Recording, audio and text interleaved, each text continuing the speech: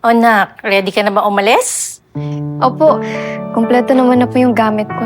Nilabas ko na rin po para ilalagay na lang po sa maleta. Pero anak, bakit parang hindi ka masaya na pupunta tayo ng Amerika?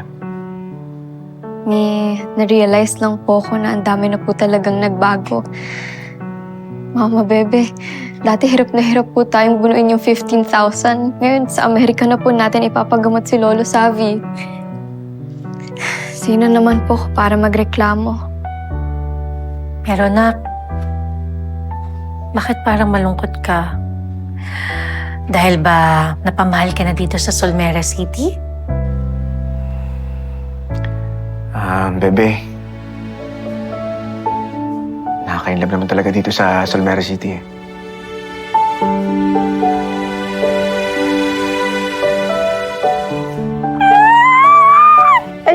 Wala pa rin nakakakilig kasi. Parang #bebekoy.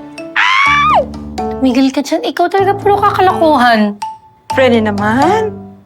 Parang kayong mga bata. Baka hindi nyo subukan. Pareho naman kayong mga single. Huwag mo bibiruin ng ganyan, ha? Baka seryosohin ko.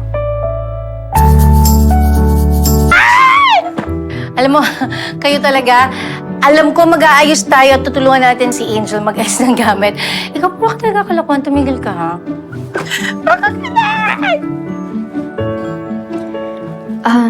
Tatay, Mama, bebe, pwede ko bang kitain yung mga kaibigan ko para magpaalam? Oo naman, anak. Thank you po.